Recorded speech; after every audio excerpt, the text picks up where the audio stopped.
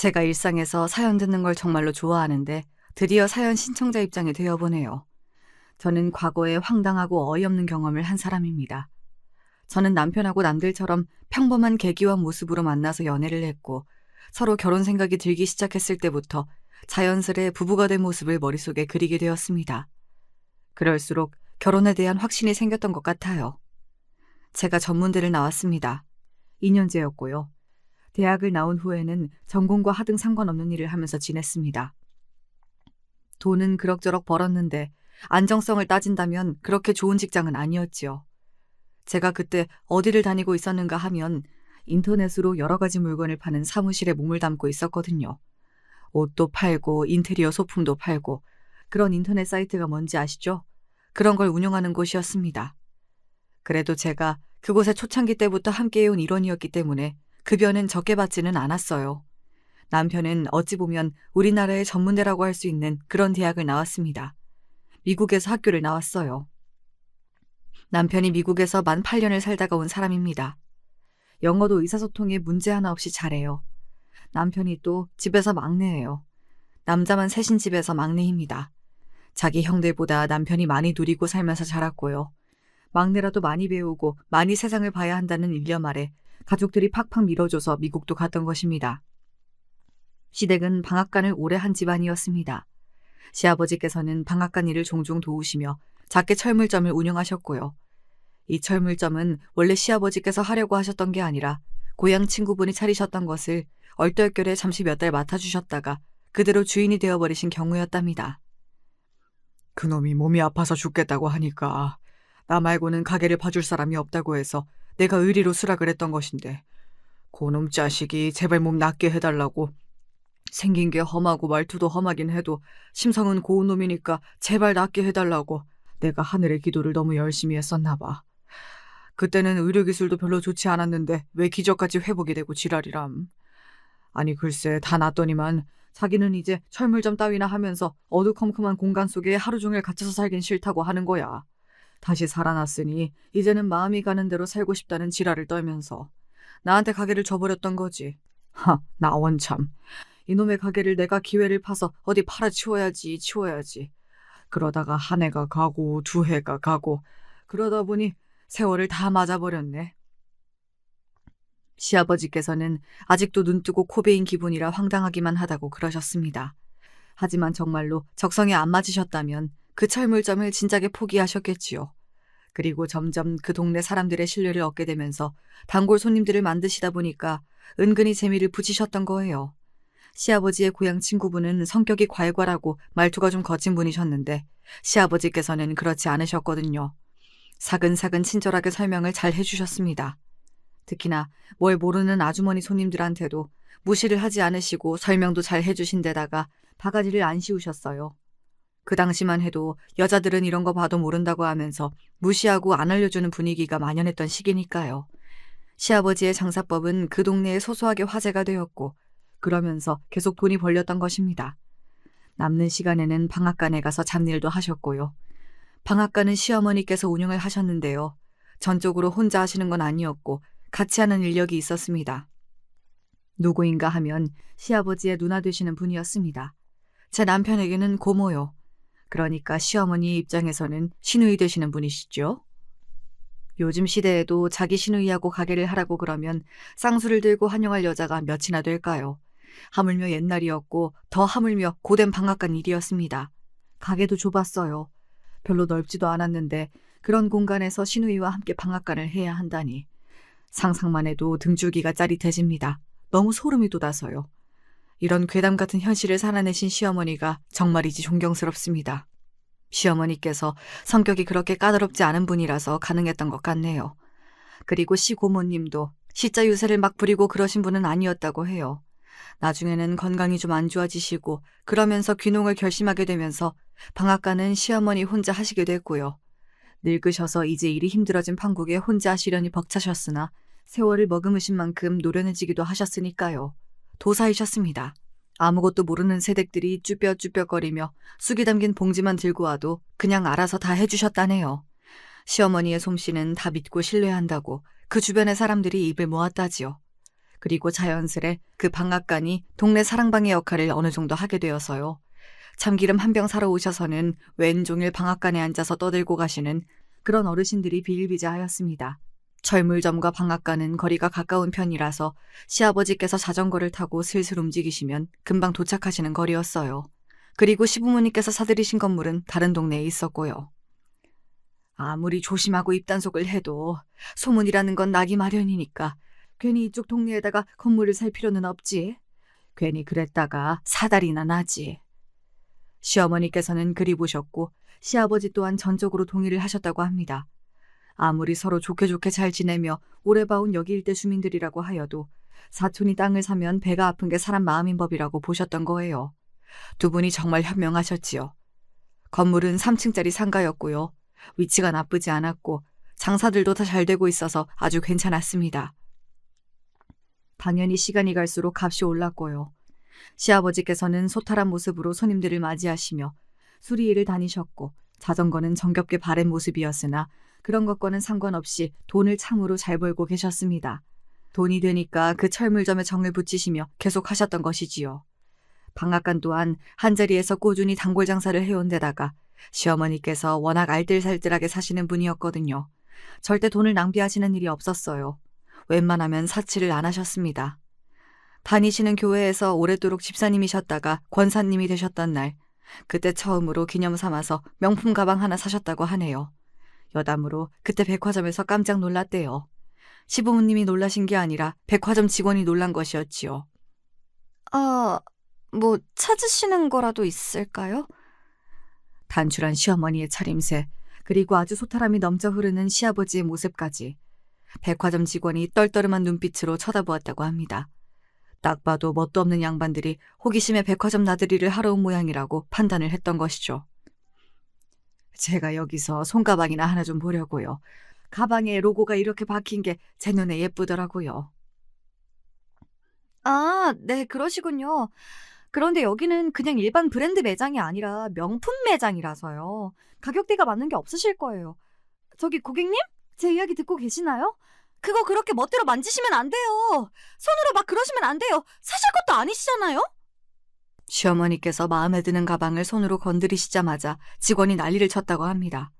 시아버지께서는 여기는 장사를 요란하게 한다고 하시면서 그저 껄껄 웃으셨고요. 시어머니 또한 기분이 나빠하시기보다는 그저 호호 웃으셨다네요. 만진다고 달아요?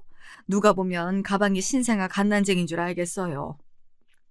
호호 웃으시면서 막상 만져보니까 재질이 마음에 안 드신다고 하신 다음 정면에 있는 다른 매장으로 향하셨습니다. 시아버지께서는 그곳 직원들에게 정중하게 목례를 남기시며 시어머니의 뒤를 따르셨고요. 정면에 있었던 다른 매장은 한 단계 더 급이 높은 명품 매장이었습니다. 그래서 시부모님을 상대했던 그 직원이 한숨을 내쉬면서 불신 가득한 눈빛이었다고 하네요. 하지만 잠시 후 더 급이 높은 그 명품 매장에서 시부모님이 구매를 하고 나오신 거예요. 게다가 거기 직원들이 시부모님 등에 대고 공손한 인사를 보냈고요. 그러자 시부모님에게 불신을 가지고 있던 직원이 깜짝 놀랐죠. 그 직원에게 다가간 시어머니께서 말씀하셨습니다. 아까 제가 본 거요. 만져보니까 재질이 별로였는데 그런 재질을 좋아할 것 같은 사람이 방금 떠올랐다는 말이죠. 그러셨어요? 그럼 다시 보시겠어요? 안내해 드릴게요. 여기 자리에 앉아 계시면 제가 직접 가져다 드리겠습니다. 어머, 그러실래요? 여기에 소파도 있었구나? 아이고, 좋아라. 그럼 아까 그거 하고 비슷한 거 2개 정도 같이 볼 테니까 가져다 주실래요? 네, 고객님.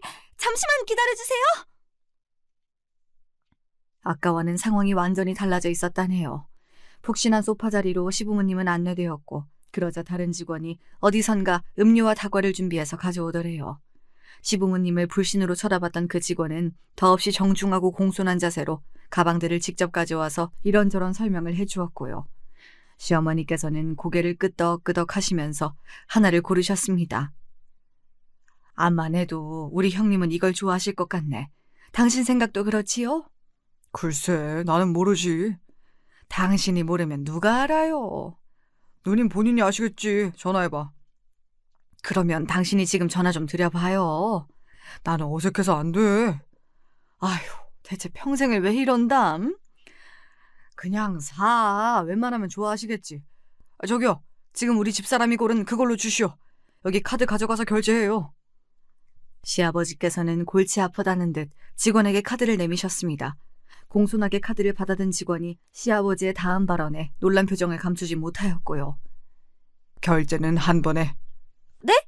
고객님, 혹시 일시불 결제 말씀하시는 걸까요? 네, 그래요. 한 방에 그냥 끝내줘요. 네, 알겠습니다. 고가의 명품 가방을 일시불로 덤덤하게 결제하겠다는 시부모님의 앞에서 그 백화점 직원은 이제서야 진정으로 허리가 깊숙이 숙여졌지요. 거기 직원들이 다들 눈이 커다래져서 적극적인 자세로 시부모님의 뒤를 따라 나와서 인사를 보냈다고 하더라고요. 아주 재미있는 경험이었다고 시부모님께서는 웃으면서 회상을 하셨고요. 시부모님께서는 놀랍게도 그 시절에 중매 결혼이 아니라 연애 결혼을 하신 분이었습니다. 더 놀라운 건 여자 쪽에서 먼저 마음을 표현해서 만나게 된 관계였다는 겁니다. 저희 시어머니 정말 대범하신 분이었지요. 얼굴도 못생겨가지고 사는 형편도 좋지가 못해서 행색도 꼬질꼬질했는데 그래도 나한테 와서 내가 좋다고 말을 꺼냈던 그 용기가 참으로 가상했지. 그 자신감이 대단했어. 옛날 그때를 떠올리실 때마다 시아버지께서는 입가에 웃음이 지어지는 모양이었습니다. 그런 이야기가 꺼내실 때마다 시어머니께서 짜증스레 눈을 흘기시는 그 반응이 재미있어서 그러시는 것 같기도 하였고요. 어쨌거나 두 분이 결실을 맺었다는 게 중요한 거 아니겠어요. 첫 아들이 태어났고 시어머니께서 처음부터 아들을 낳으셨다는 것에 무척 기뻐하셨다고 합니다. 그리고 이윽고 두 번째로 아들이 태어났지요. 아들만 연속으로 낳다니 시어머니께서는 무척이나 뿌듯해하셨다고 합니다. 하지만 천천히 눈을 돌려서 보니까 당신의 시댁에는 고추밭이 풍년이었습니다. 시어머니의 시어머니, 즉 당시에는 살아계셨던 저희 시어머니 되시는 분께서 말씀하셨습니다. 다음번에는 꼭 딸을 낳아라. 객기를 부리며 싫다고 대답할 수도 없었습니다. 가만 보니까 당신의 친정에도 고추밭이 일구어지고 있었거든요. 시어머니께서는 근심에 잠기셨지요. 첫째, 둘째와는 다르게 조금 터울을 두고서 셋째가 태어났어요. 그리고 또 아들이었습니다. 당신의 친정 식구들이 크게 실망을 해서 입맛이나 멋쩍게 쩝쩝다시는 모습을 시어머니께서는 보고 마셨습니다. 분노의 결심이 섰지요. 너는 우리 집의 셋째이자 막내야. 알았지? 더 이상 나는 자식을 안 낳을 테니까. 시어머니께서는 넷째는 없다고 못을 박으셨습니다. 갓난아기 시절부터 얌전하고 해맑았던 제 남편은 그 소리를 듣고서 그저 배시시 웃었다고 하네요. 양가의 어른들은 그러면 앞으로 영원히 딸을 안 낳을 거냐고 잔소리를 하셨습니다. 그 앞에서 시부모님께서 이렇게 대답을 하셨지요. 넷째를 낳으면 넷째도 아들일 것만 같다고요. 그래서 그 다음부터는 아무도 넷째 이야기, 딸 이야기를 시부모님의 앞에서 안 꺼냈다고 합니다. 딸이기를 유독 염원했던 상황에서 나온 아들이라 그랬을까요? 막내인 제 남편은 자기 형들보다 애교가 좀 있는 성격이었어요. 어렸을 때부터 원래 그랬고요. 그러면서 사랑을 독차지하게 되었습니다. 시부모님께서는 열심히 성실하게 부지런 떨며 사신 덕분에 금전적인 부분에서는 날이 갈수록 아쉬운 게 없어져 갔으나 단 하나 마음을 복잡하게 하는 문제가 있었죠. 소위 가방끈이라고 여겨지는 그 문제였습니다. 학력, 학벌 말이에요. 시아버지께서는 고등학교, 시어머니께서는 중학교까지 나오신 분들이었고요. 두 분은 옛날 분들이라서 그렇다고 치는데 자식들이 관건이었지요. 첫째인 제 큰아주버님이 학창시절을 보내실 때에는 시댁의 형편이 대단히 윤택하지 못했습니다. 그리고 그때까지만 해도 체계적으로 학업 지원을 해줘야 한다든지 이런 쪽으로 아무도 생각을 못하고 있었거든요. 만약에 지원이 뒷받침되었다면 큰아주버님은 결과를 좀 내셨을 법한 인물이었는데 이 점이 아쉽습니다. 그저 그런 4년제 대학을 나오셨고요. 그런 수준의 대학의 공통점이라고 한다면 졸업을 해서 취업시장에 나갔을 때 어떤 면으로 보더라도 무조건 애매하다는 것이었습니다. 큰아주버님은 평범한 중소기업에 들어가서 일을 하시다가 미래가 안 보인다는 생각으로 철물점이나 방앗간 일을 기웃거려 보았으나 적성에 조금도 맞지 않았지요. 그래서 나중에 공인중개사 자격증을 따서 이쪽으로 일을 하게 되셨어요. 그래도 맞는 길을 찾아서 나아가신 부분이 정말 대단하고 멋있으시죠. 장남이 공인중개사가 되다 보니까 시부모님도 이제 부동산 쪽으로 어려워할 일이 없게 되었다면서 무척이나 좋아하셨습니다. 둘째가 작은 아주버님이신데 그저 그런 4년제 대학을 목표로 하셨다가 미끄러지셨습니다. 재수를 한 끝에 그저 그런 4년제 대학에 들어가셨어요. 누가 굳이 물어보지도 않지만 내가 그 대학을 재수해서 들어갔다는 건 아무튼 비밀이야. 그 정도 대학은 재수를 해서 들어가는 법이 거의 없었으니까요. 그 정도 대학에 다니다가 자퇴를 하고 재수를 해서 더 좋은 대학에 가는 경우는 많았지만요. 작은 아주버님이 하마터면 재수가 아니라 삼수를 할 뻔했다는 것은 더더욱 비밀이었습니다. 심지어 성적 관리도 잘 안 되었다고 하네요. 그걸 들고서 괜찮은 회사에 들어가는 것은 불가능이었고요. 성적은 안 보고 대학 간판 정도만 보는 흔하게 널린 중소기업에나 들어가실 수 있었죠. 문제는 그런 곳에서도 작은 아주버님은 적응을 못하시고 배우는 게 느리셔서 헤매다가 그만두셨다는 것입니다. 그만두셨던 과정이 사실은 쫓겨나는 모양새였다는 것은 비밀입니다. 이렇듯 비밀이 많기도 한 작은 아주버님은 기세 좋게 철물점 일을 해보겠다고 하셨다가 시아버지의 혈압을 터뜨릴 뻔하셨고요. 방앗간 일을 돕겠다고 하셨다가 시고모님께 주걱으로 머리를 맞으셨습니다. 가실 데가 없었어요. 그런 작은 아주버님을 치근하게 바라봐준 사람도 있던 모양이었습니다. 사람이 죽으라는 법은 없나 봐요. 대학을 같이 다녔던 작은 아주버님의 동기가 알고 보니 집안이 인테리어 사업을 하는 경우였던 거예요. 야, 너 나랑 다니면서 일이나 배울래? 됐어. 이번에는 일하다가 내 꼬라지가 답답하다면서 페인트통으로 맞을까봐 겁이 난다. 그렇게 머리 쓸 일도 없어. 그냥 하라는 것만 하면 돼. 일단 해보고 괜찮은지 한번 생각을 해봐. 그래? 형이 그렇게까지 말을 한다면요. 한번 해볼게. 작은 아주버님의 대학 동기는 동기이긴 했으나 나이가 2살 더 연상이었습니다. 그렇습니다. 그분도 현역 입학이 아니었던 거예요. 그래서 두 사람이 더 잘 맞았나 봐요. 작은 아주버님은 얼떨결에 그렇게 인맥으로 인테리어 쪽 일을 시작하게 되셨고 의외의 적성을 찾으셔서 그쪽 업계에 눌러 앉으셨습니다. 이래서 사람 일은 모르는 거라고 하는가 봐요. 아주버님들 두 분이 이런 것만 봐도 왠지 결이 다르시지요. 성격이 모나지 않고 둥글둥글하다는 점은 아주 두 분이 비슷하시답니다. 시부모님께서 그러신 분들이라 아주버님들도 분쟁 싫어하고 머리 아픈 일은 슬그머니 외면하는 기질이 비슷하게 있는 것 같아요. 그런 두 분이 억센 배우자들을 동일하게 맞이했다는 점이 아주 재미있는 대목입니다. 시댁에서 아쉬워했던 점이 바로 가방끈의 길이잖아요. 사람이 재력을 얻고 나면 권력을 탐하게 된다는 말처럼 그랬던 것 같아요. 이왕이면 시부모님께서 당신의 자식들이 엘리트 소리 좀 듣고 산 여자들과 결혼하기를 원하셨습니다. 그래야 태어날 손주들의 공부머리가 좋지 않겠냐는 생각도 좀 하셨고요. 돈은 크게 개의치 않으니 집안 형편이 어찌됐든지 간에 공부를 아주 잘하는 며느리들을 데려오라고 두 분은 아주버님들을 향해 일찍이 당부를 해놓으셨습니다. 그리고 아주버님들은 두 분 다 서울대를 나온 여자들과 결혼을 하셨습니다. 학벌주의, 명문대의 최고봉이라고 할 수 있는 바로 그 서울대 말입니다. 제가 어쩌다가 서울대 출신들과 동서지간이 되었는지 이런 앞날이 펼쳐져 있을 줄은 상상도 못하는 채로 저는 유년 시절을 보낸 아이였네요. 저의 지난 이야기를 좀 해볼까요? 제가 기억하는 한 아주 어렸을 때부터 집안의 분위기는 좋지 못했어요. 친정아버지라는 인간은 아무런 도움이 안 되었습니다. 친정엄마의 얼굴은 자주 얼룩덜룩하게 물들어 있었어요. 파란색, 보라색. 엄마의 얼굴에 물들어 있는 멍자국들을 쳐다보며 저는 자랐습니다. 황당한 건 말이죠. 아버지가 먼저 만나자고 사정을 해서 두 분이 처음에 교제를 시작했던 사이라는 것입니다. 결혼도 아버지가 적극적으로 말씀을 먼저 꺼내신 거였고요. 어디서부터 잘못된 것이었는지 이제는 아예 모르겠다. 아무 생각도 안 들어. 얼굴에 멍이 크게 들어있을 때면 부끄러워서 식당일도 못 나가셨습니다. 사람들이 수군거렸으니까요. 그럴 때면 엄마는 기력 없이 한숨만 내쉬며 집안에 앉아 계셨지요. 엄마가 말씀하시기를 아버지가 분명 처음에는 안 그런 남자였다고 하셨어요. 전혀 안 그랬던 남자가 결혼을 하고 난 뒤로부터 서서히 본색을 드러냈고 아이가 태어난 뒤로는 매사에 시큰둥한 모습을 보이더니 그때부터 시간이 점차 흐를수록 욕설은 기본이고 주먹도 쓰고 발도 쓰는 무례한이 되어갔다는 게 아버지를 옆에서 지켜보신 엄마의 증언이었지요.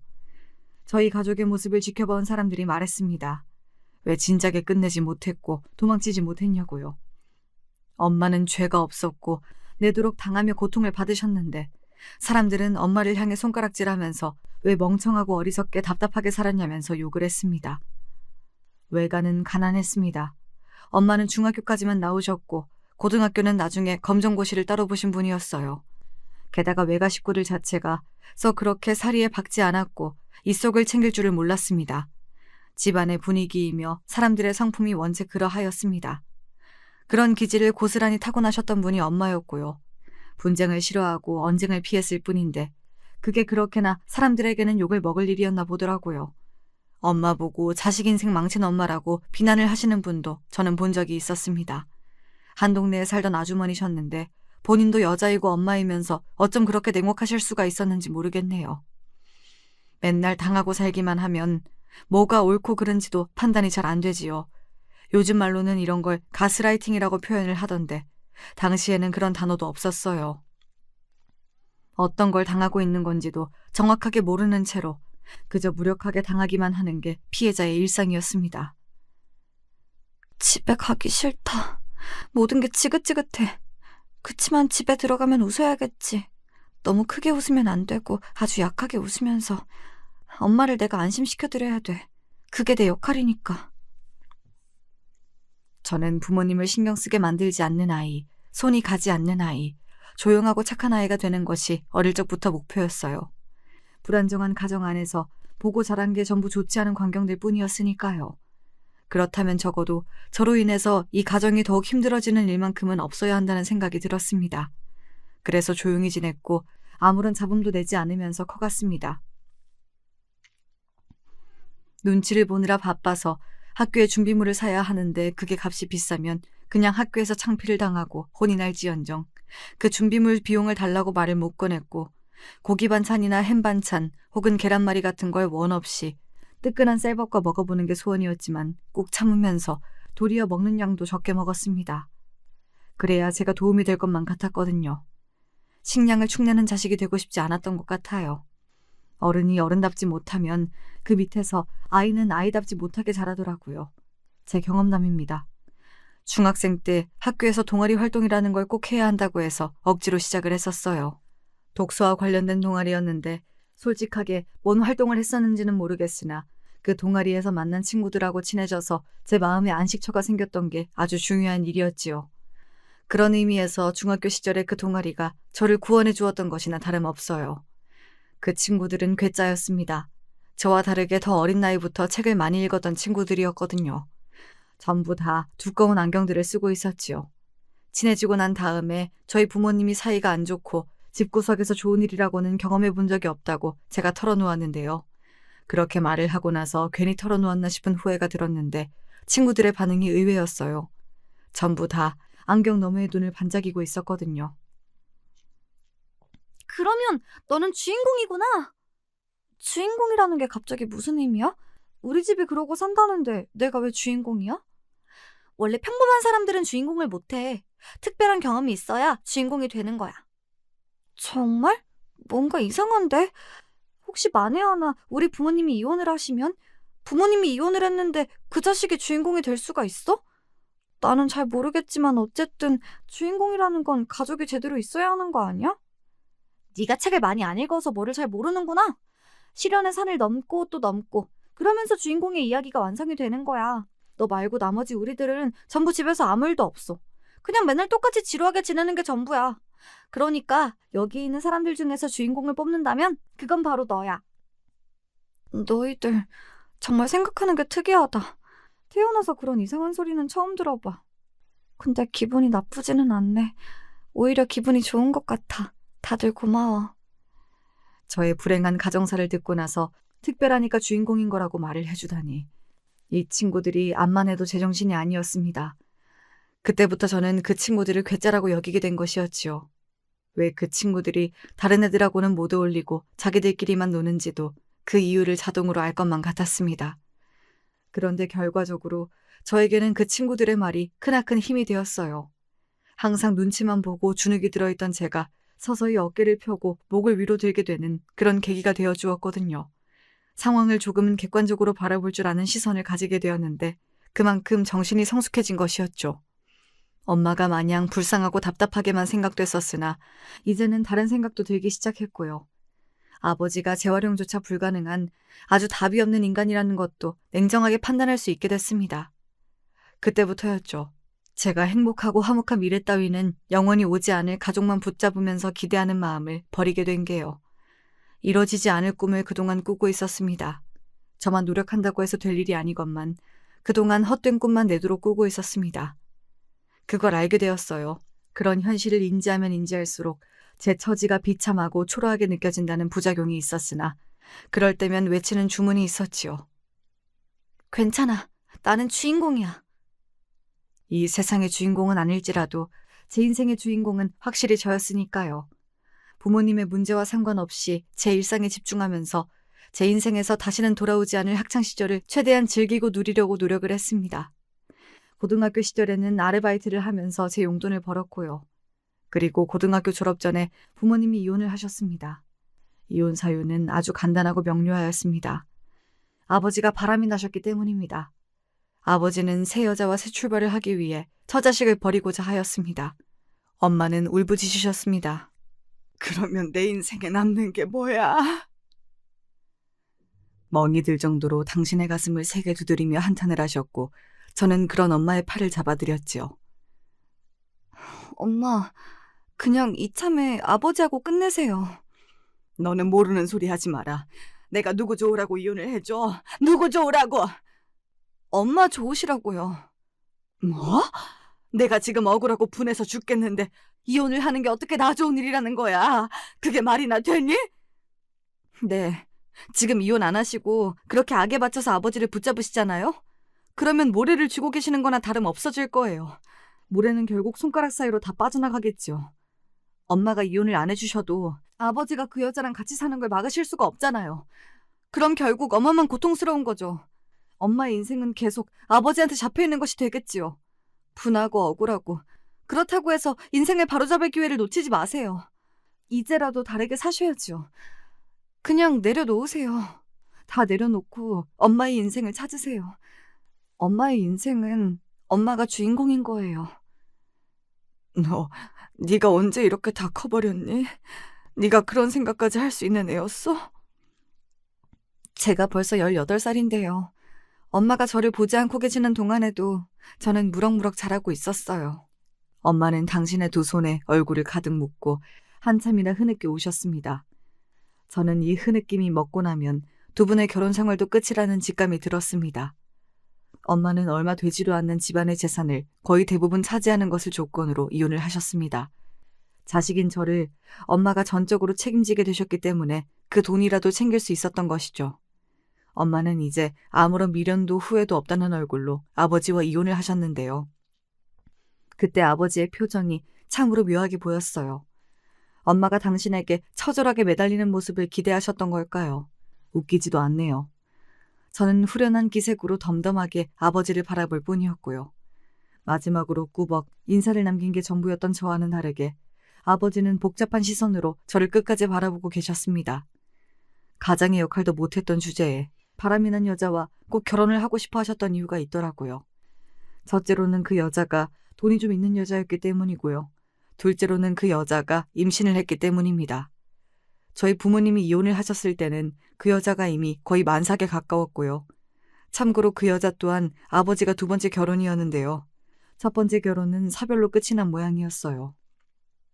사별한 배우자와의 사이에서 아이가 하나 있었고요. 아들에게는 아버지가 꼭 필요하다는 논리를 들며 저희 아버지와 그 여자가 그렇게나 열렬히 붙어먹었던 모양입니다. 두 사람이 얼마나 추잡한 새 출발을 해서 살든 말든 저는 관심이 없었지요. 엄마 또한 부디 그러시기를 바라는 마음으로 살았습니다. 공부에 큰 흥미도 재능도 뜻도 없었던 저는 대학을 아예 안 갈까도 싶었으나 학비가 거의 들지 않는 데다가 취업에도 도움이 될 것 같은 전문대가 보여서 그곳에 진학을 했던 거예요. 중학교 동창인 괴짜 친구들하고는 성인이 된 후에도 연락을 꾸준히 주고받았는데요. 여전히 독특한 생각들을 하고 사는 그 친구들 덕분에 저는 항상 열린 눈과 귀로 살아가는 사람이 될 수 있었던 듯 싶어요. 인터넷 쇼핑몰을 본격적으로 운영하는 곳에 들어가서 물건의 종류와 상관없이 다 동일하게 들여와서 판매를 해야 한다는 아이디어도 내게 되었고요. 처음에는 빈약하게 짝이 없는 작은 사무실이었지요. 초반에 휘청휘청하면서 위기도 맞이하였고요. 그러나 저는 의리를 지키며 자리를 지켰습니다. 그렇게 지내던 중에 의리 없기로는 제 인생에서 최고봉인 인물이었던 아버지에게서 연락이 왔던 것입니다. 정확히는 엄마에게 연락이 온 걸 제가 전해 들은 것이었고요. 네? 아버지가 돈을 그렇게나 많이 버셨다고요? 사업? 주식? 뭔지 잘 모르겠지만 어쨌든 하는 것마다 전부 잘 되셨다는 것만은 알겠어요. 그런데 제가 궁금한 건 그렇게 버신 재산을 왜 저희한테 주신다는 거예요? 갑자기요? 그게 네 아버지가 벌을 받은 모양이야. 벌을 받았다면 그렇게 부자가 되지도 않으셨겠죠. 그게 아니라 지금 네 아버지 몸이 많이 안 좋다고 그러네. 아무래도 살 날이 그리 오래 남지 않은 모양이야. 아버지가 그러면 시한부라는 소리예요? 잠깐만요. 그렇다고 쳐도요. 그 바람 피워서 결혼한 여자가 있잖아요. 아버지 애를 임신했던 거 아니었어요? 그 애가 이제는 지금 학교를 다니고 있을 텐데요. 아, 그 여자가 원래 키우고 있던 자기 아들도 있을 테고요. 자기 애가 아니라더라. 네? 설마 그 여자가 아버지의 아이를 임신한 게 아니었다는 이야기예요? 엄마가 한숨을 크게 내쉬시는 앞에서 저는 말문이 막혀버린 상태였습니다. 아버지는 그 이후로 운수가 대통하셔서 돈길만 걸어오신 모양이었어요. 그런데 정말 기가 막힌 일이 있었던 것입니다. 아버지와 바람난 그 여자, 그러니까 상간녀 사이에서 태어난 아이가 아버지의 친자가 아니었던 거예요. 아이가 너무 얼굴이 외탕만한 것 같아서 아버지는 진작에 의심을 하고는 계셨다네요. 그러던 어느 날 아버지는 계속 몸이 안 좋아서 큰 병원에 가서 검사를 받으셨고 당신에게 남은 시간이 그리 얼마 되지 않는다는 걸 알게 되셨습니다. 청천벽력이었으나 주저앉아 계실 수만은 없어서 얼른 움직이셨는데 가장 먼저 하신 게 친자 검사였던 거예요. 아니나 다를까 그 아이는 상간녀하고만 피가 이어진 관계였고 아버지와는 피 한 방울 안 섞인 관계였습니다.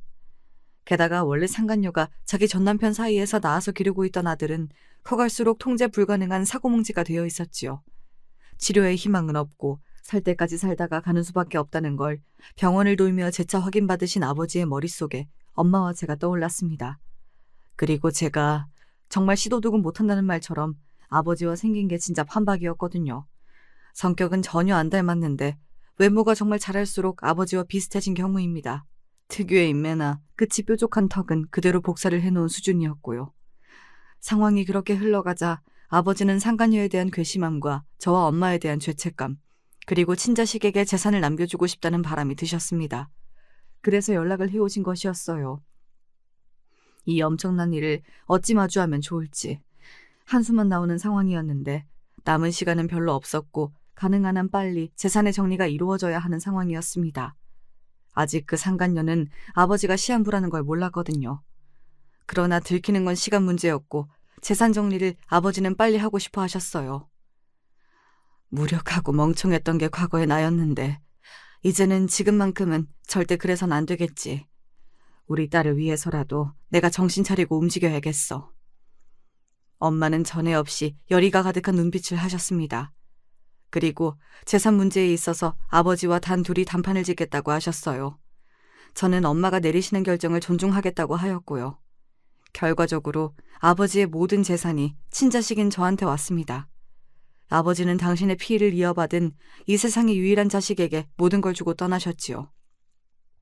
그 상간녀 측은 얻을 수 있는 게 없었습니다. 아버지가 미리 다 손을 써놓고 정리를 다 하셨던 데다가 돌아가시기 단 며칠 전에야 시한부라는 사실을 상간녀 측이 알았거든요. 아버지나 상간녀나 똑같이 벌을 받게 된 모양새로 결론이 났습니다. 아버지가 떠나신 이후 엄마는 외가로 가셔서 외할머니와 둘이 지내셨고요. 저는 열심히 사회생활을 하다가 남편이라는 인연까지 만나게 됐던 거예요. 미국에서 지냈던 것 덕분인지 뭔지 남편은 마냥 해맑고 편견도 없고 긍정적이었습니다. 저의 어두웠던 유년 시절을 떠올리며 남편이 부럽기도 하였네요. 이혼 가정에다가 전문대 졸업, 안정성 측면에서는 탄탄하지 못한 직장까지. 저의 이러한 조건들만 보자면 남편에게 많이 못 미쳤다고 볼 수 있었죠. 하지만 남편은 그런 걸 전혀 따지지 않았고요. 그냥 제가 좋다고 했어요. 저도 그런 남편이 좋았고 저희끼리 꼭 붙들고 있는 모습을 보신 시부모님께서도 너그러이 고개를 끄덕여 주셨습니다. 서울대 나온 며느리를 이미 둘씩이나 봤는데 더 이상은 바랄 것도 없어. 뭘 따지겠나? 우리 막내가 좋다고 하면 그걸로 된 거지. 막내 아들 사랑이 지극하신 시아버지께서는 흐뭇한 눈빛으로 저를 바라봐 주셨습니다. 전문대를 나오면 뭐 어때? 사는데 지장 없는 곳을. 새며느리가 서울대를 나왔으면 그건 또 그거대로 골치 아파져서 안 돼. 잘난 척하는 주둥이가 하나 더 늘어나는 거잖아. 아이쿠야, 더는 안 되지. 시어머니께서는 그런 말씀을 연신 중얼거리시며 저를 기꺼이 새 며느리로 허락해 주셨고요. 저는 시부모님께서 크게 묻지도 따지지도 않고 환영해 주실 줄을 몰랐기 때문에 어안이 벙벙했던 것 같아요. 두 분은 미국까지 가서 살면서 공부하다가 온 똑똑한 막내 아들이 좋다고 하는 여자라면 무조건 안 좋을 일이 없다고 하셨습니다. 앞으로 천천히 서로에 대해 알아가면 될 일이지 미리 그렇게 이것저것 재고 따지고 될 것도 전혀 없다고 하셨고요. 저는 남편의 유유자적한 기질이 미국에서 온 게 아니라 유전에서 비롯되었다는 생각을 그제야 처음 하게 되었지요. 난관일 거라고 생각했던 시부모님과는 아무런 마찰도 없었습니다. 그런데 전혀 별다른 생각이 없었던 쪽에서 문제가 터지더라고요. 이래서 인생은 의외의 연속이라고 하는 건가 봐요. 제 아주버님의 서울대 부인들 말입니다. 제 손이동서 두 분이 함께 서울대 동문안이라고 할까봐 세트이더라고요. 둘이 한 세트요. 시어머니께서 그러셨어요.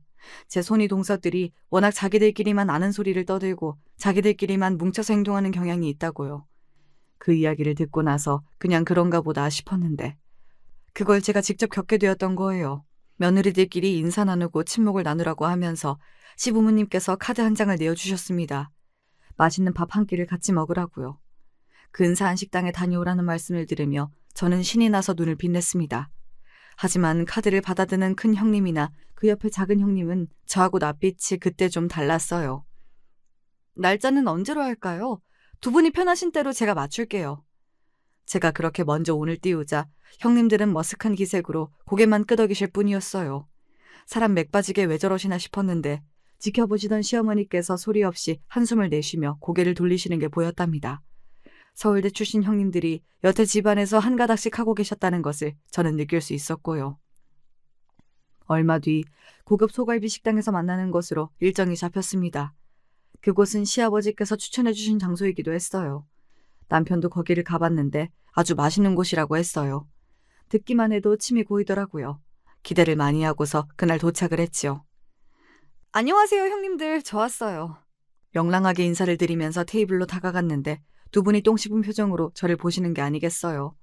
게다가 4인 테이블석이었는데 두 분이 마주보고 앉으신 상태였어요.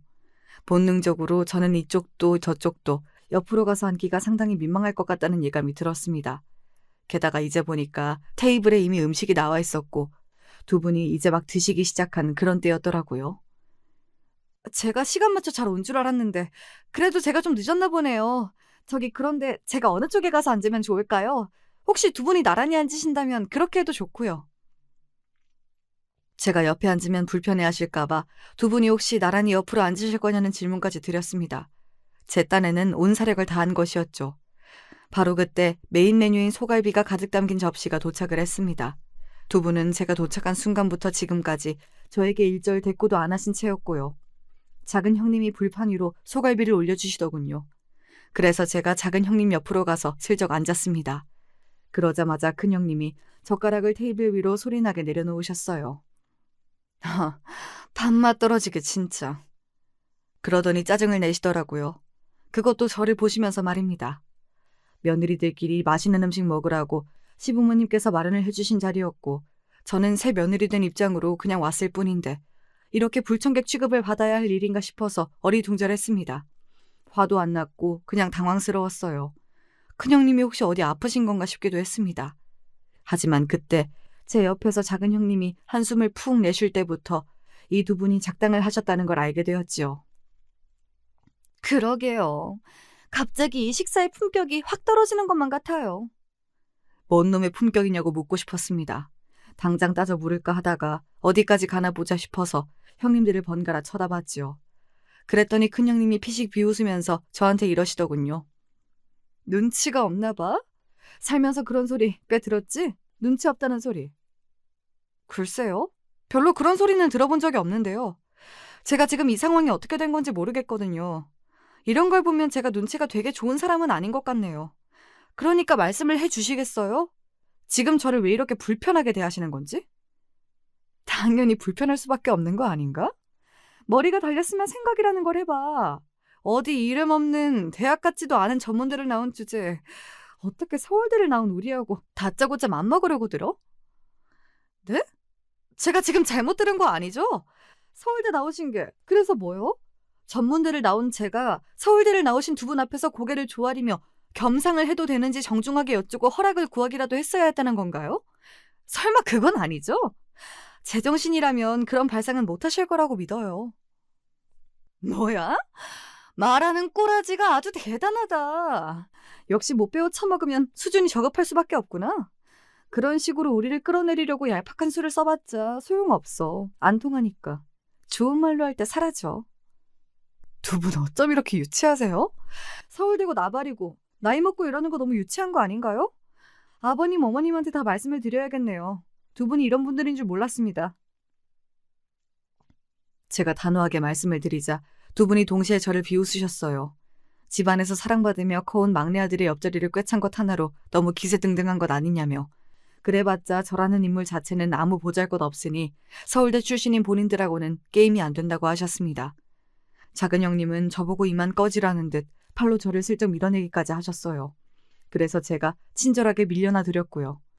미련 없이 그곳을 나와서 시댁으로 향했습니다. 그리고 몇 시간 뒤 시댁으로 오라는 호출을 받고 형님들이 삐딱한 자세로 입장을 하셨죠. 근데 시부모님, 아주버님들, 제 남편까지 다 모여있는 것에 흠칫하셨습니다. 편파적이고 편향적인 수준 낮은 고자질 하나로 지금 이런 자리가 만들어졌다는 게 믿어지지가 않네요. 큰형님이 근엄하게 외치셨고 작은 형님도 따라서 입을 열려던 그 순간이었습니다. 작은 아주버님이 다급하게 자기 부인의 팔을 잡아 끈 것이죠. 그리고 얼른 귀에 속닥거리셨어요. 귓속말을 들으신 작은 형님의 낯빛이 창백해졌죠. 저는 그렇게 생각 안 합니다. 아까는 식당에서 저희가 실수를, 아니지, 잘못을 명백히 저질렀거든요. 너무 큰 잘못이었고 반성을 하고 있습니다. 작은 형님이 딱딱하게 굳은 표정으로 입가를 떨며 그렇게 말하자 큰 형님이 깜짝 놀라셨습니다. 갑자기 미치기라도 한 거냐고 작게 물으셨는데 다른 사람들한테도 다 들렸습니다.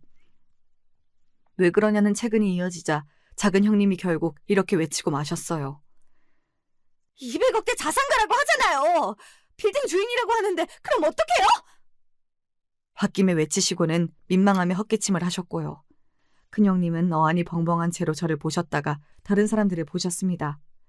공인중개사인 작은 아주버님이 측은한 눈빛을 보내시며 고개를 끄덕이셨고 그걸 보신 큰형님이 그제서야 입을 틀어막으시며 자리에 주저앉으셨어요. 간신히 버티고 계셨던 것인지 다리에 힘이 풀린 작은 형님도 따라서 주저앉으셨고요. 저기, 동서? 우리 동서한테 아까는 내가 좀 심했지? 내가 요새 일이 좀 안 풀려서 스트레스가 심해서 그랬나 봐. 정말 미안해요. 이젠 안 그럴게요. 우리 앞으로 잘 지내봐요. 갑자기 웬 존댓말까지 하시더군요. 그 잘난 서울대 출신께서 이렇게 금방 무너지셔도 되는가 싶었으나 식은땀까지 금세 흘리시는 모습에 괜히 모난 마음은 더 갖지 말아야겠다 싶더군요. 형님들은 공부를 무척 잘하셨으나 공통적으로 친정에 돈은 썩 그렇게 없었거든요. 개천용 비슷한 경우였지요. 저는 돌아가신 아버지에게서 재산을 싹 물려받았고 그걸 현명하게 관리해오고 있었습니다. 시댁에 공개된 저의 재산 수준 앞에서 형님들은 완전히 넋이 빠질 수밖에 없었죠. 아주버님들도 많이 놀라신 상태였고 남편만 싱글벙글이었습니다. 시부모님께서는 역시 우리 막내가 최고라면서 엄지를 들고 계셨고요. 그래서 어쩌다 보니 사랑받고 커온 막내 아들에 이어서 사랑받는 막내 며느리까지 저희 부부가 세트가 되어버렸네요. 형님들이요? 그 이후로 찍소리도 안 하셨답니다. 서울대의 시옷자도 그 이후로 제가 들어본 적이 없는 것 같네요. 어쨌든 남편하고 화목한 가정을 이루어서 잘 살고 있으니 제가 주인공인 저의 인생 여기까지 잘 흘러온 듯 싶습니다.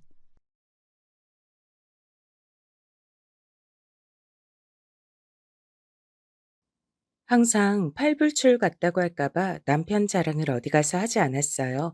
우리 남편은 저한텐 아빠고 오빠고 히어로거든요. 저렇게 얘기하면 어이없어 하는 사람도 있었고 눈꼴 싫어하는 사람들도 있었어요. 그래서 그 후로는 속으로만 몰래 자랑스러워 했었는데 오늘은 사연 채널에 우리 남편 자랑을 좀 해보려고 해요. 남편은 화학공학과 교수예요. 대기업과 연계되어 있는 사업도 워낙 많고 나라에서 주관하는 프로젝트도 참여하고요. 일이 워낙 많다 보니까 같이 업무를 하는 조교도 여럿이고 행정 업무, 기본 사무만 봐주는 직원들도 있어요. 보통은 대학 본관에 소속되어 있는 사람들이 많은데 저는 예외로 프로젝트 사업할 때 들어온 사무 직원이었어요. 워낙 처리해야 하는 서류도 많고 이리저리 전화 받고 서류 발송하고 팩스 보내야 하는 일들이 너무 많은 바람에 고졸인 제가 일을 하게 됐어요. 정말 운이 좋았죠. 사실 고졸이라고 아무나 들어올 수 있는 건 아니었지만 제가 컴퓨터 자격증이 많아서 업무에 많이 능숙하고 전산 회계를 할 줄 알았기 때문에 일을 하게 됐어요. 남편은 경상도 사람이고 완전 친드레 스타일이에요. 좀 많이 무뚝뚝하거든요. 근데 참 믿음직하고 거짓말도 안 해요. 그래서 믿을 수 있는 사람이라 결혼했답니다. 그렇다고 센스 없고 무심하진 않아요. 그래서 제가 참 좋아하는 것 같아요. 남편은 자수성가해서 참 부지런해요. 부지런하고 성실한 게 얼마나 대단했으면 이리저리 다 소문이 나서 곳곳에서 여러 프로젝트를 남편이 맡아주길 바래요. 특히 남편은 어떤 일이라도 남한테 미루는 걸 제일 싫어해요. 항상 매의 눈으로 모든 사람들을 예의주시하고 잘 살펴보는 사람이에요. 전 제가 좋아하는 거에 관심이 있고 사실 주변은 크게 살피지 않으려고 하는 편이거든요. 그래서 남편이 절 주시하고 있는 것도 사실은 잘 몰랐어요. 남편을 처음 만났을 때 남편은 33살이었어요. 나이도 젊은 데다 능력 있는 교수였던 남편은 제가 다른 사람들이랑 행동하는 게 다르단 걸 남편은 알고 관심을 가지고 있었나 봐요. 전 식물을 많이 좋아하거든요. 식집사라서 어릴 때부터 화분에 허브들을 키우고 죽은 식물들한테 정성을 들여서 키워내는 걸 좋아했어요. 사무실 안에 화분들이 시들시들하길래 햇빛도 볼 수 있게 집에 남는 식물 등 가져와서 좀 켜주고 식물 비료도 좀 줬더니 금방 또 잘 자라더라고요. 그리고 먼지 제거하는 걸 좋아해서 잘 닦고 다녔어요. 이건 유튜브에서 배운 꿀팁인데 물에 린스를 섞어서 분무기로 뿌리고 닦으면 먼지가 잘 앉지 않는다고 하더라고요. 그래서 자주 닦고 다녔더니 한결 사무실이 쾌적해졌어요. 그리고 색깔별이나 가나다 순으로 정리하는 걸 좀 좋아하거든요. 남들 모르게 조금씩 조금씩 해놨더니 비품 찾는 것도 빨라지고 서류 찾는 것도 너무 편해졌어요. 컴퓨터에 저장되어 있는 서류들도 마찬가지고요. 계속 종류별로 분류를 해놔요. 그리고 업무 처리가 편하게 매뉴얼을 만들어서 계속 업그레이드를 시켰어요.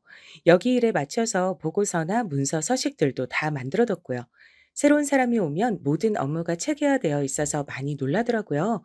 처음 와서 일하는 사람도 한 번에 다 알 수 있도록 정리된 업무 안내서를 주거든요.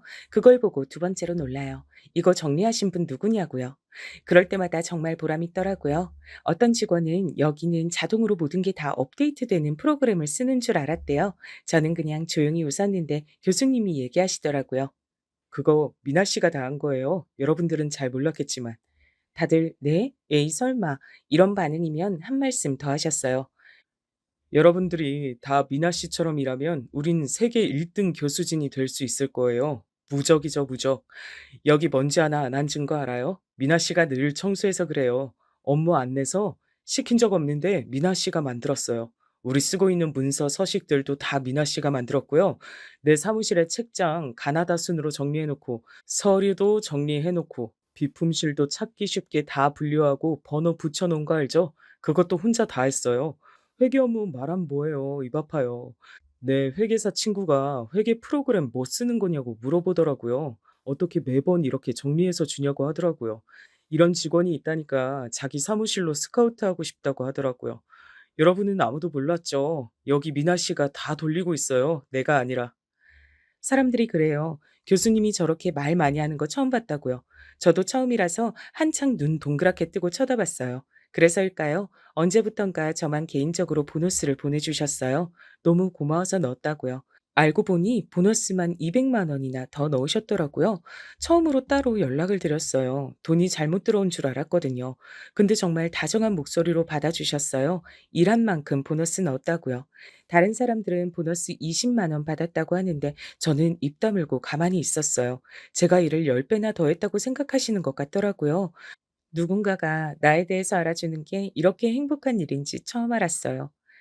사실 부모님은 저에게 항상 실망스럽다느니, 왜 이렇게밖에 못했니, 왜 1등이 아니니, 이런 말들만 하셨거든요. 그래서 너무 힘들어서 인연 끊고 산지 오래됐어요. 절 깎아먹으면서까지 부모님들과 참고 살긴 싫더라고요. 그래서 일찍 취업하고 돈 벌었어요. 제 힘으로 벌어서 방통대도 나왔어요. 하지만 여기선 그냥 고졸이라고 알고 있고 저도 더 얘기하지 않았어요. 여기서 일하다 보니까 공부하는데 대학교에선 어떤 걸 공부하는지 궁금해서 다니기 시작했어요. 학교 다닐 때만 해도 공부도 잘해서 좋은 대학 갈 거라고 생각했어요. 저도 그렇고 주변 사람들도 다 그렇게 생각했죠. 그런데 고3 때 제 인생이 너무 큰 사건이 있었어요. 아직도 그때를 생각하면 후회밖에 되질 않아요. 그래서 그 이후로 여러 강박들이 생긴 것 같아요. 항상 주변을 살피고 다니는 게 습관이 돼버렸어요. 수민이라는 제 친구. 아직도 보고 싶어요. 수민이랑 저는 같은 유치원, 같은 초등학교, 같은 중고등학교까지 껌딱지처럼 붙어 다닌 소꿉친구였어요. 수민이는 늘 성격도 다정하고 얼굴도 이뻐서 인기도 많았죠.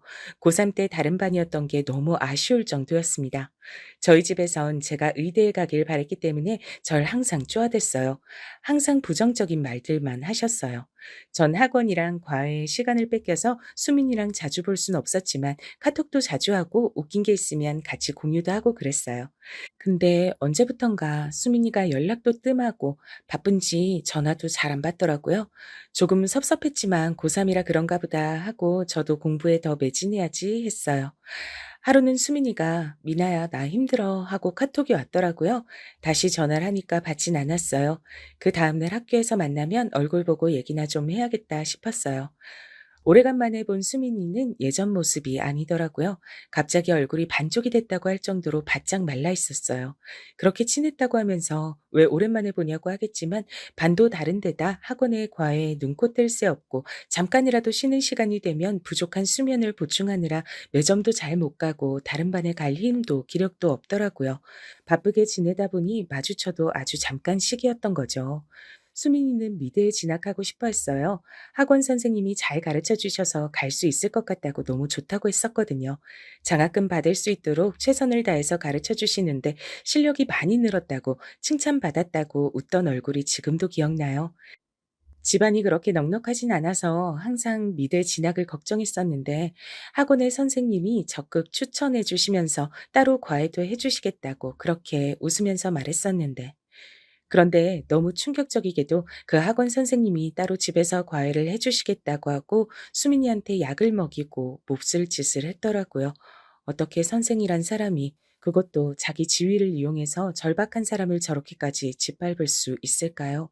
그것도 어른도 아니고 아직 학생인 수민이한테 다른 사람들한테 말도 못하게 영상까지 찍어서 협박까지 했다는 사실에 전 정말 오열했어요. 오로지 좋아하는 그림을 그리고 싶어 했던 아이였는데 저한테 너무 힘들다고 카톡을 보냈던 날이 아마 그 선생님한테 당한 날이었던 것 같아요. 제가 어떻게 그 일을 알게 됐냐면 너무 힘들었던 수민이가 저한테 마지막으로 카톡을 보내고 아파트 옥상에서 뛰어내렸기 때문이에요. 자기한테 이런저런 일이 있었다. 너무 무섭고 겁이 났다. 넌 살면서 이런 일 당하지 않고 아름답고 예쁘게 잘 지냈으면 좋겠다. 너랑 놀면서 같이 그림 그리고 수다 떨던 때로 돌아갈 수만 있으면 정말 좋겠다. 너무 보고 싶다, 미나야. 이런 내용이었어요. 저한테도 말도 못하고 괴로워했을 수민이가 너무 보고 싶고 안타까웠어요. 제가 수민이 장례식장에 간다고 하니까 못 가게 말리시는 부모님 앞에서 전 살면서 처음으로 반항이란 걸 하게 됐어요. 거의 눈이 뒤집어졌죠. 가겠다, 가지 마라. 몇 시간을 싸워서 다른 집에서 항의도 들어왔었어요. 결국은 저를 가게 해주셨는데 장례식장에서 몇 시간 동안 빈소에서 울기만 했어요. 수민이 부모님한테 카톡도 보여드렸고요. 두 분이랑 한참을 같이 울었어요. 두 분은 저라도 힘내서 살라고 좋은 대학도 가라고 하셨지만 저는 모든 일이 다 저 때문인 것 같았어요. 그렇게 같이 지내고 온갖 얘기도 하면서 지냈다가 수민이를 혼자 둬서 그런 일이 생긴 것 같은 거예요. 지금은 그 죄책감에서 벗어났지만 고3 때 그 사건은 제 인생을 송두리째 바꿔버렸어요. 방에 틀어박혀서 울기만 하고 수민이랑 카톡 주고받았던 거, 편지 썼던 거 보면서 웃다가 울다가 난리가 났죠. 부모님이 다 갖다 버리려고 하니까 눈이 뒤집어져서 발작까지 하는 바람에 정신병원도 갔었어요. 친구의 갑작스런 죽음으로 너무 스트레스를 받은 것 같다고요. 시간이 필요하다고 하시더군요. 이미 제 인생에서 대학은 별 의미가 없었어요. 고등학교 졸업장만 받고 대학 진학을 하지 않았죠. 그때 정말 제 인생에서 가장 많이 싸운 날이었을 거예요. 과거와 미래까지 다 통틀어서요. 살면서 그때만큼 치열하게 싸운 적이 있나 싶었어요. 부모님도 자기 인생 망치려고 하는 제가 참 답답하셨겠죠. 하지만 저를 조금만 이해해 주셨으면 아마 지금의 제 모습은 달라져 있었을 건데 늘 아쉬워요. 그 나쁜 놈의 미술 선생은 알고 보니까 학력도 위조, 나이도 위조, 모든 게 거짓인 사람이었어요. 결국 모든 게 뽀록나서 가중 처벌받았지만 10년형밖에 받질 않았어요. 미성년자를 성폭행하고 협박까지 해서 사람을 죽게 만들었는데 형량이 그렇단 사실에 전 더욱 분노했죠. 시간이 지나면 지날수록 수민이가 없는 내 삶이 그대로 또 아무렇지 않게 흘러간다는 게 더 슬펐던 것 같아요. 그러다가 정말 아무것도 못하고 죽겠더라고요. 수능은 치질 않았지만 그 이후부터 전 각종 아르바이트를 시작했어요. 학생 때부터 돈 모았던 거랑 알바해서 돈 번 거랑 합쳐서 독립을 했어요. 꽤 열심히 돈 모았거든요. 그 이후에 다니고 싶던 컴퓨터 학원에 다녔고요. 자격증도 다 따고 나중에 일하는 데 필요할 것 같아서 전산 회계 자격증도 땄고요. 그래도 이왕 일하려면 앉아서 할 수 있는 일하자란 생각이었어요. 이젠 엉덩이가 빠그라질 것 같다고 후회하면서 말이죠. 아르바이트로 생활이 좀 여유로워지고 나서 그래서 수민이가 살아 있었다면 같이 가보고 싶고 해보고 싶었던 일들을 하나씩 해보기 시작했어요. 우리는 항상 미래 여행 계획을 짜고 보고 싶었던 아이돌 콘서트에 꼭 같이 가자고 얘기했었거든요. 같이 갔다고 생각하면서 즐겁고 행복하게 추억을 쌓는다는 느낌으로 자전거도 타고 여러 국내 여행지도 다녔어요. 읽고 싶은 책들도 많이 읽고 사진도 많이 찍으러 다녔어요. 외국에도 놀러 가고 싶었지만 아는 사람 하나 없고 말도 잘 안 통하는 낯선 곳이 좀 많이 두렵다고 해야 할까요? 그래서 풍경 좋은 국내로 많이 놀러 다녔어요. 자전거도 타고 다니고 무작정 걸어서 도시를 이동하기도 하고요. 그렇게 미친 듯이 공부해서 자격증도 따고 돈도 벌고 걸어 다니기도 해서 조금씩 죄책감을 지워갔어요. 그리고 좀 안정적인 일자리를 찾은 게 지금 정윤호 교수님 사무실이었어요. 내가 주변을 살피지 않으면 수민이처럼 또 누군가를 잃게 되는 상황이 일어날까 봐 항상 교수님 주변이 쾌적하게 일하는데 불쾌감을 가지지 않게 공간도 업무도 계속 정리하고 분류했던 것 같아요. 함께 일하는 사람들이 행복하고 편했으면 하는 마음이 제일 컸던 것 같아요. 교수님이 어떻게 정리했을 때 가장 찾기 쉬워할까 고민도 했고요. 교수님은 젊은 나이라서 그런지 지치지 않고 정말 많은 일들을 열심히 하시더라고요.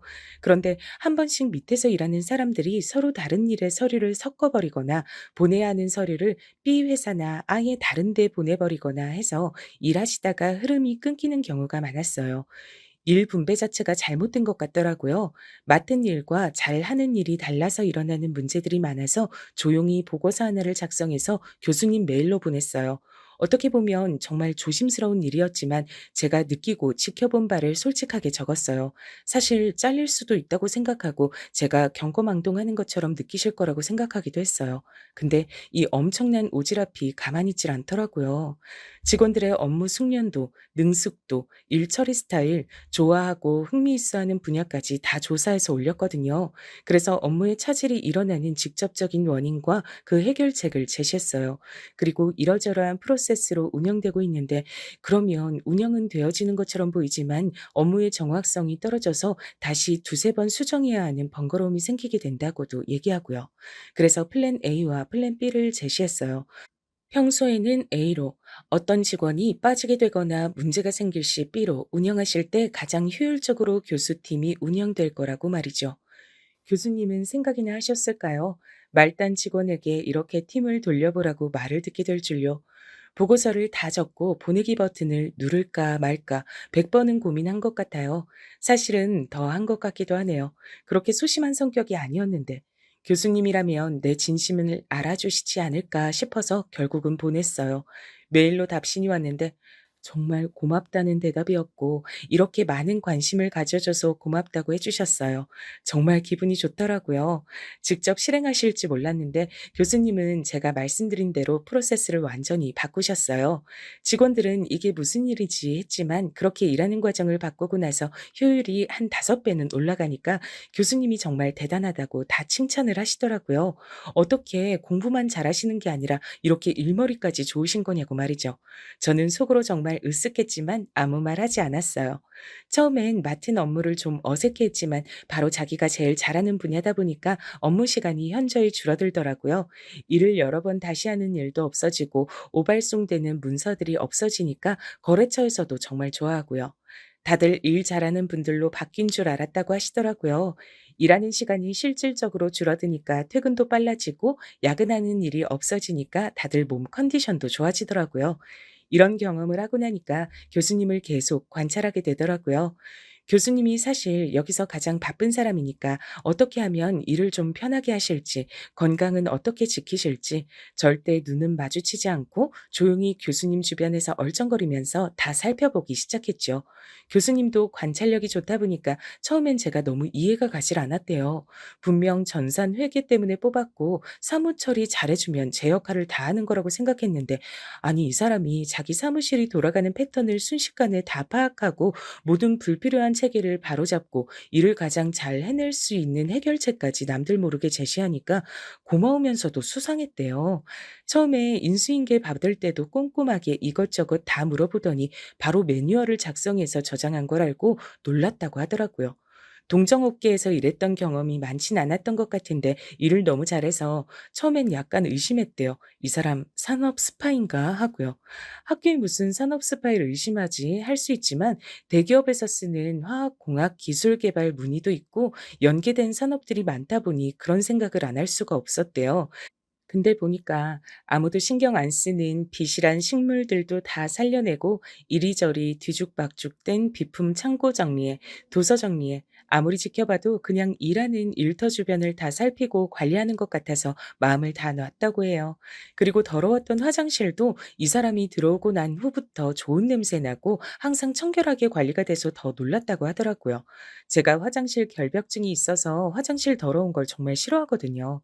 그냥 완벽주의인가 했는데 항상 웃고 다니고 죽어가는 식물 키우면서 "아이고 잘한다. 아이고 쑥쑥 커야지 물도 많이 먹고." 이러면서 혼자 할머니처럼 대화하는 것도 보고 '재밌는 사람이구나.' 하고 지켜보다가 자기도 모르게 멍하니 쳐다보고 있는 걸 보고 자기가 저를 좋아하는 걸 자각하기 시작했대요. 그것도 같이 일한 지 6개월 개월 만에 알았다고 하더라고요. 전 그때까지도 교수 사무실을 조화롭고 즐겁게 운영되는 곳으로 만들기 위해 온 정신이 팔려 있었고요. 업무량을 어떻게 하면 줄일 수 있을지, 어디도 손볼 곳을 없는지 그런 것만 생각하고 다녔으니까 스파크가 튈 일은 없었던 것 같아요. 근데 일하다 보니까 서로 둘이 같이 있는 시간에 계속 눈이 마주치는 거예요. 서로 관찰하고 있었다 보니까 눈이 결국 마주치게 된 거죠. 처음엔 서로 어색해하면서 돌리다가 나중엔 서로 그냥 보면서 웃게 됐어요. 그렇게 웃는 얼굴을 계속 보니까 정도 들고 조금이라도 안 웃으시면 기분이 안 좋으신가 생각하게 되더라고요. 교수님 생활 패턴, 입맛, 커피 취향, 샐러드 소스 취향, 좋아하는 축구팀, 거의 모르는 취향이 없을 지경이었어요. 누가 오늘 공돈이 생겨서 초밥을 쏘겠다고 하길래 다들 "와, 와." 이러고 있었어요. 전화 주문하려고 하기 전에 제가 "교수님 와사비 잘 못 드시니까 초밥 도시락 하나는 와사비 조금만 넣어서 표시해서 보내달라고 얘기해야 한다." 했거든요. 처음엔 안 믿더라고요.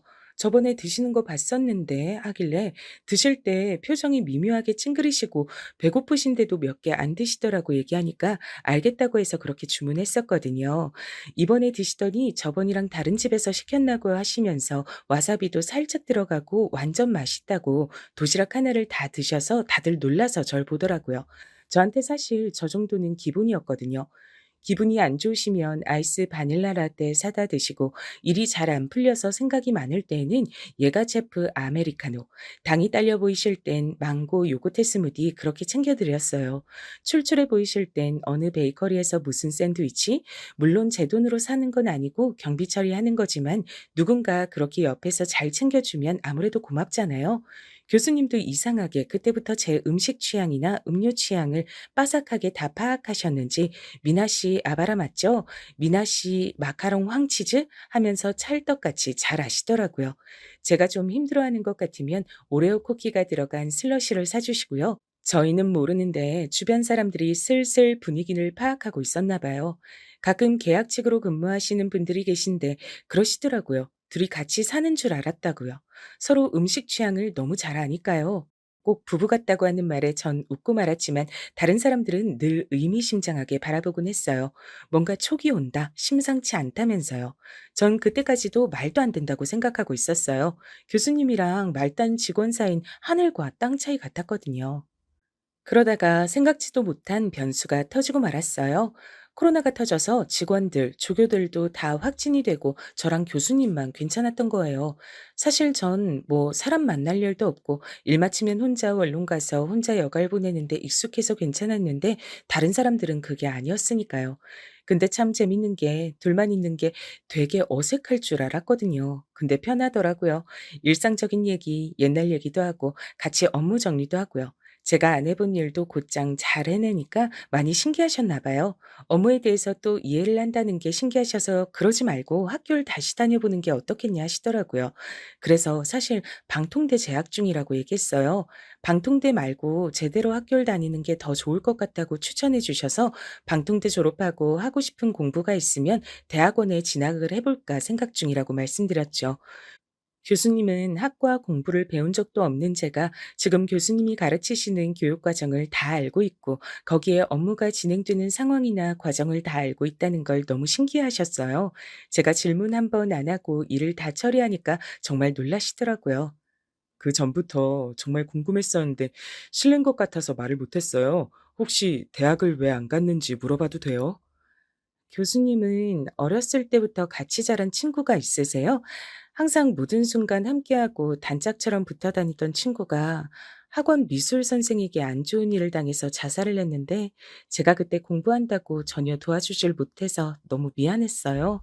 항상 모든 걸 같이 하고 공유했던 사이인데 대학 한번 가보겠다고 그 친구가 가장 힘들 때 알지 못했단 게 정말 너무 미안한 거예요. 너무 힘들어서 진학 포기하고 돈 모아서 부모님이랑도 따로 살고 있어요. 다른 분들처럼 "너무 아깝다. 학교 갔으면 좋겠다." 이런 얘기를 하실 거라고 생각했는데 교수님은 "친구 때문에 많이 힘들었겠다. 그래도 나쁜 생각하지 않고 잘 해오고 있었네요. 대견하다."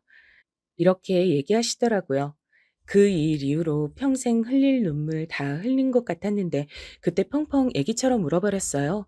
남자 품에 안겨서 꺽꺽 소리내면서 운 게 처음이었는데 토닥토닥 해주시면서 달래주셔서 그때부터 이성으로 좋아하게 된 것 같아요. 그 다음날 팅팅 부은 눈으로 인사했더니 눈이 너무 귀엽다고 한참을 웃으시더라고요. 어제 일이 미안해서 집에서 샌드위치를 싸서 갔는데 직접 만든 거라고 하니까 너무 좋아하시는 거예요. 파는 음식만 먹다가 누가 직접 만들어주는 음식을 먹는 게 더 건강해지고 힘이 나는 느낌이라서 좋다고 하시더라고요. 심지어 요리도 잘한다고 칭찬하시는데 어제부로 좋아하는 마음이 생겼다 보니까 칭찬 한마디에 너무 부끄러우면서도 좋더라고요. 그래서 간단하고 맛있어 보이는 레시피가 있으면 만들어 가서 같이 먹고 그랬어요. 코로나 때문에 밖에선 못 먹으니까 그런 재미도 있더라고요. 하루는 교수님이 자기 집으로 초대하고 싶다고 하는 거예요. 오늘은 자기가 요리사 하겠다고 하더라고요. 점점 교수님을 좋아하는 마음이 깊어지던 때라 흔쾌히 승낙을 했어요. 교수님이 나쁜 짓 할 사람도 아니란 것도 확신했고요. 근데 정말 생각보다 요리를 너무 잘하는 거예요. 혼자 산지 오래돼서 웬만한 음식은 다 할 줄 아신다고 하더라고요. 남자를 제대로 사귀어 본 적도 없다 보니까 이런 상황이 낯설고 어색했지만 대화도 잘 통하는 데다 편안하고 재밌어서 낯설었어요.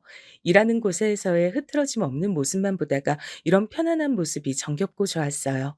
요리하다가 소매에 묻은 양념이나 정답게 불러주는 목소리까지. 교수님을 너무 좋아하면 안 되는데 라고 갈등이 될 정도로 제 감정이 점점 깊어지더라고요. 나이 차이도 7살이면 꽤 나는데 좋아하는 노래들도 비슷하고 일할 때 듣는 노래들도 비슷하다는 걸 알고 서로 플레이리스트도 공유했어요. 노래 공유하는 건 진짜 내 세상으로 들어오는 문을 열어주는 거랑 같다고 생각하거든요. 그걸 교수님이랑 하게 될 줄은 정말 몰랐어요. 혹시 일하다가 집중이 잘 안 되고 진도가 안 나갈 때 듣는 노래가 있어요? 그럴 때는 가사 있는 노래 들으면 더 집중이 안 돼서 없는 걸로 듣는데요. 좀 웃길 수도 있는데 하울의 움직이는 성에 인생의 회전목마를 들어요. 그걸 들으면 모든 게 다 그냥 흘러갈 것 같은 느낌이 들어서요. 지금의 이 시간과 괴로움도요. 어? 그거 오케스트라 버전 알아요? 그거 듣고 너무 좋아서 일할 때 듣고 있었는데 내가 그런 거 듣는다고 하니까 친구가 신나는 노래 들어야지 뭐 그런 거 듣냐고 하더라고요. 근데 여기서 동지를 만났네. 아, 정말요? 밤에 잠 안 올 때 듣는다는 친구는 봤는데 일할 때 듣는다는 사람은 주변 사람 중에선 처음인 것 같아요. 노래 취향 비슷한 사람 있으니까 좋네요. 어, 그럼 우리 그렇게 해요. 매일 들으면 기분 좋거나 마음 편안해지는 노래 한 곡씩 추천해 주기요. 아님 그날에 어울리는 노래 추천해 주기. 와, 좋아요. 매일매일 뭔가 노래가 쌓이면 그것도 되게 뜻깊을 것 같아요. 이렇게 우리가 하루하루를 보냈구나. 이렇게 버텨냈구나. 뭐 그런 느낌일 것 같아요. 책 자주 읽어요? 미나 씨는 어떻게 이렇게 말을 조리 있게 잘하지? 나랑 7살 차이 나는데 말하는 건 미나 씨가 훨씬 잘하는 것 같아요. 아, 정말 교수님 놀리지 마세요. 그렇게 우리는 매일매일 음악을 추천해 준다는 핑계로 연락을 계속 주고받기 시작했어요. 하루의 시작을 응원하고 하루의 마무리를 다독여줬죠. 그런데 나만 설레는 건 아니라는 확신이 든 건 언제부턴가 절 계속 바라보고 있는 교수님과 눈이 마주쳐서였어요. 잠깐씩 멍하게 절 바라보는 교수님이랑 눈이 마주치면 저도 모르게 장난꾸러기처럼 웃었거든요. 하루에 20번씩, 그러다 일부러 전혀 모르는 척 쳐다보지 않으면 저한테 일부러 와서 말도 걸고 혹은 맛있는 거 먹자고 집으로 초대해 주시더라고요. 코로나 시기여서 맛있는 가게에 못 데려다 줘서 미안하다고 하셨지만 전 가게가 아니라 집이라서 더 좋았어요. 같이 넷플릭스도 보고 음식하다가 웃느라 망쳐서 배달시켜 먹기도 하고요. 그러다 배불러서 잠시 소파에 앉았다가 깜빡 잠이 들었는데 내 손을 잡고 같이 잠든 교수님을 봤어요. 가만히 교수님의 앞머리가 눈을 찌르지 않게 정리해주고 있는데 교수님이 눈을 뜨셨어요. 우리는 한동안 서로를 바라보다가 교수님이 "우리 사귈래요?" 그 말에 갑자기 눈이 번쩍 떠지면서 내가 이래선 안 된다는 생각이 들었어요. 자리를 고쳐 앉고 가보겠다고 일어서는 절 교수님이 붙잡았어요. "우리 같은 마음인 것 같은데 내 착각이었을까요? 같이 있으면 정말 재밌고 대화하는 게 정말 재밌어서 시간 가는 게 아까울 정도예요. 내가 나이가 많아서 많이 부담스러워요?" 전 교수님에 비해서 많이 부족하고 또 부족한 사람이에요. 저랑 만나는 걸 비밀로 하고 사귀더라도 곧 눈치 빠른 사람들이 알아채기 시작할 거예요. 저도 교수님이 좋지만 저로 인해 교수님이 다른 사람들 입방아에 오르내리거나 듣지 않아도 될 말들을 듣지 않으셨으면 좋겠어요. 제가 좋아하는 분이니까 교수님께 더 어울리는 사람 만나서 행복하셨으면 좋겠어요. 좋아하는 사람이면 항상 같이 있고 싶지 않아요? 난 미나 씨가 욕심나요. 내 옆에 항상 두고 싶고, 사실은 일도 하루 종일 너랑만 하고 싶어. 널 안고 싶고, 너랑 입 맞추고 싶어. 하루에도 수십 번씩 생각해. 미친놈이라고 생각하겠지만, 정말 이게 내 진심이야. 너랑만 얘기하고 싶다고. 다른 사람들이 뭐가 중요해? 너랑 내가 서로 좋으면 그럼 된 거지. 남들이 뭐라고 하든지 난 상관없어. 너랑 내 연애는 우리 둘이 결정하는 거잖아. 다른 사람들은 필요 없어. 나 좀 볼래? 난 너한테 정말 진심이야. 나랑 사귀자. 저는 교수님의 두 눈을 번갈아 바라봤어요. 수민아, 나 이제 행복해도 되겠지? 너처럼 말이 잘 통하는 친구를 만났는데 이 사람도 내가 좋대. 외로워하는 나한테 네가 보내준 사람일까? 이 사람이 내가 필요하고 내가 좋대. 나도 이 사람이 좋아. 네가 없지만 내가 네 삶의 몫같이 사랑하고 좋아하고 행복하게 살아가도 될까? 지켜봐주고 응원해줘. 내가 더 이상 후회하지 않는 삶을 살아갈 수 있게 말이야. 널 잃은 것처럼 내 사람을 더 잃고 싶지 않아. 이젠 좋아하는 사람이 내 곁에 있었으면 좋겠어. 지금 이 사람을 놓치면 정말 영영 후회할 것 같아. 도와줘, 수민아. 절 잡은 교수님의 손을 떨쳐냈어요. 실망해서 고개를 숙이는 교수님을 꼭 안아줬어요. 제가 이것저것 잔소리도 많이 하고 맨날 안아달라, 이뻐해달라, 관심 가져달라 칭얼거릴 수도 있어요. 몇 시간 동안 혼자 처박혀서 방에서 안 나올 수도 있고요. 먹고 싶은 음식 대신 이게 몸에 좋다고 이걸 먹어야 한다고 막 우길 수도 있어요. 그래도 계속 나 이뻐해주고 사랑해줄 거예요? 넌 항상 빛나고 이뻤어. 넌 몰라. 내가 널 얼마나 오래 지켜보고 관심 가져왔는지, 얼마나 이뻐하고 좋아하는지. 좋아해. 오늘 나랑 같이 있자. 손만 잡고 잘게. 왜 손만 잡고 자요? 아, 촌스러워. 괜찮아? 그러니까. 왜 자기만 오래 좋아했다고 생각할까? 왜 자기만 키스하고 싶었다고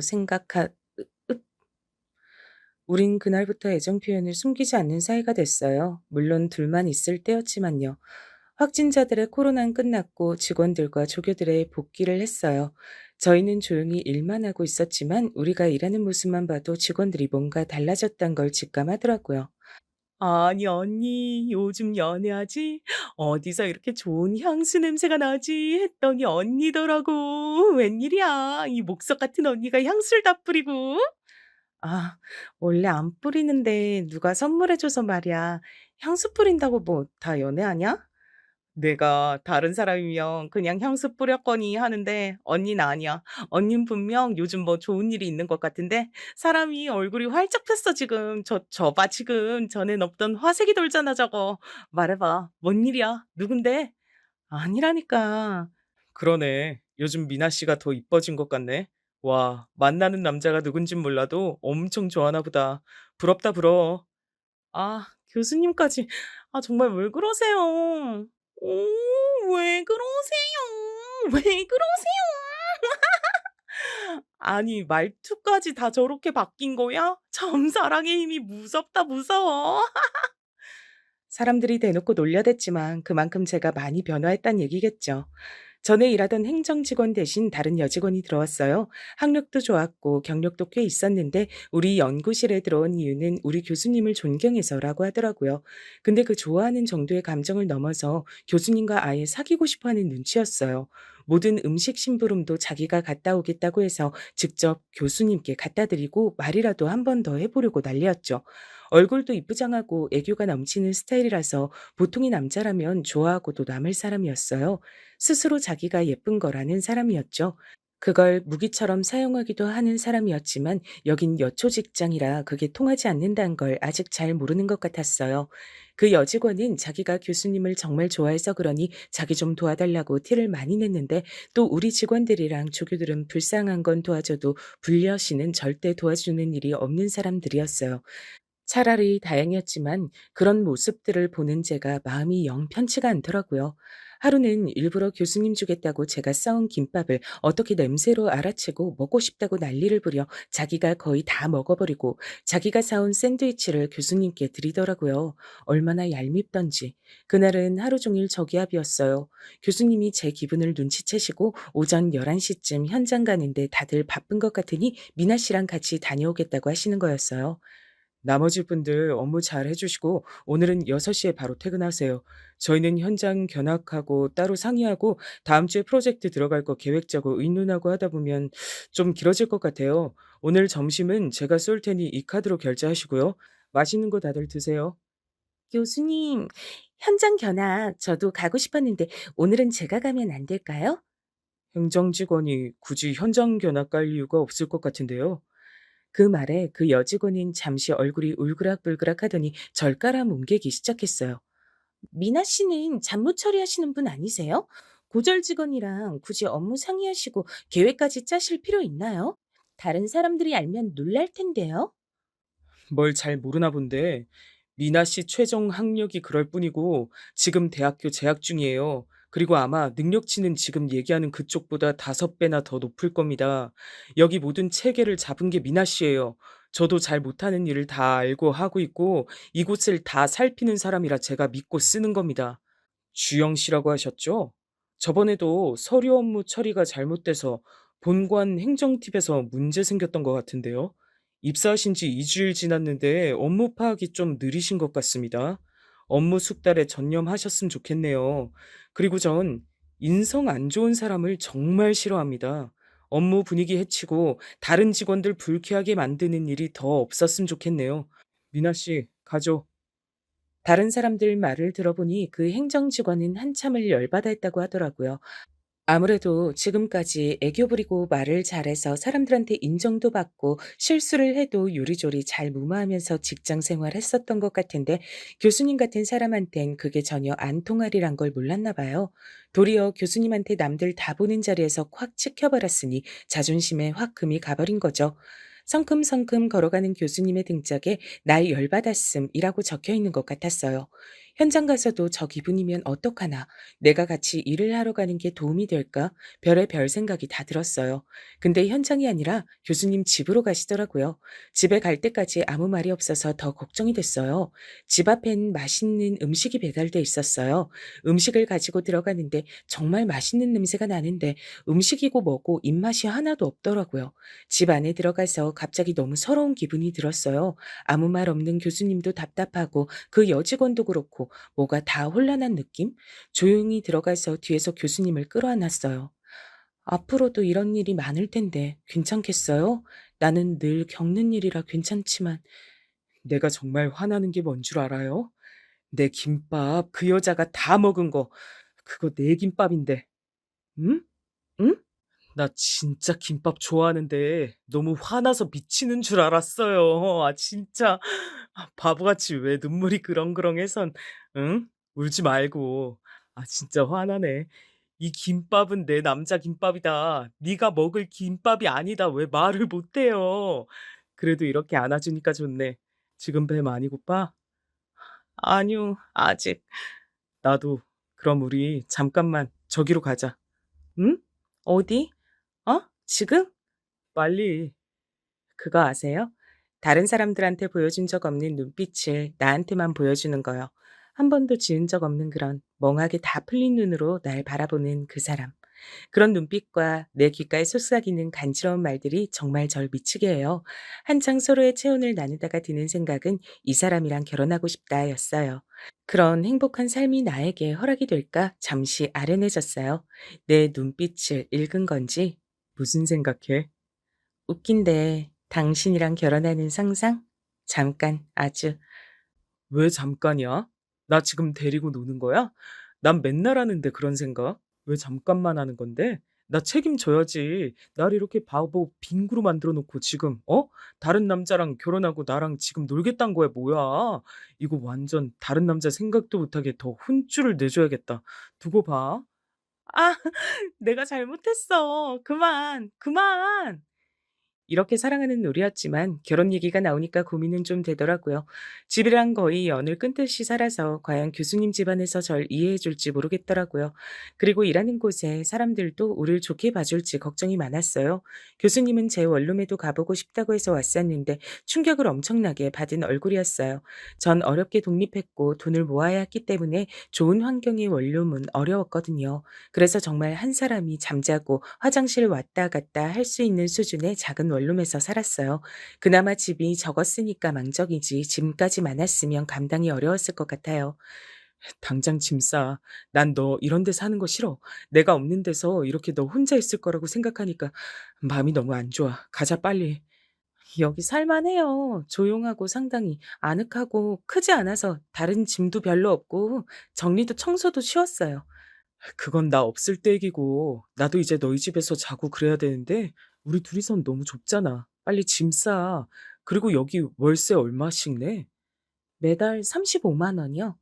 진짜 싸네. 서울에서 이런 가격의 원룸을 구하다니. 그럼 매달 나한테 25만 원 주고 우리 집에서 살아.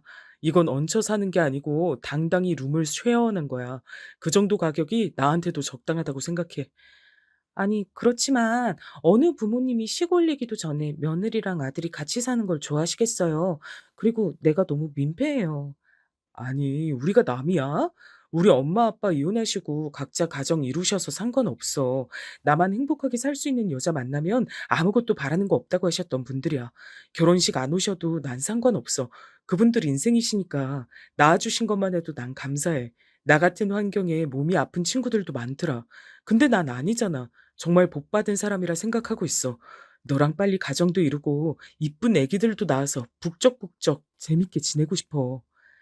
망설이는 절 세워놓고 대충 자기가 짐을 와구와구 다 싸놓더니 기어코 짐들을 트렁크에 다 옮겼어요. 그리곤 자기 집에 내려다 주고 짐 정리를 하라고 하더라고요. 앞으로 여기서 같이 살 거니까 아무 곳에다 다 짐을 넣어도 된다면서요. 내 방은 어디로 쓰면 되냐고 하니까 나랑 같은 방이란 말에 또 철렁했어요. 진짜 부부처럼 사는 건가? 근데 같이 있으면 너무 좋으니까 이렇게 운이라는 건가 보다 하고 있었어요. 내가 굳이 노력하지 않아도 뭔가 일이 일사천리로 진행되는 기분이었거든요. '내 운명인가 보다.' 이렇게 생각하고 있었는데 교수님이 꽃과 편지와 선물을 내밀었어요.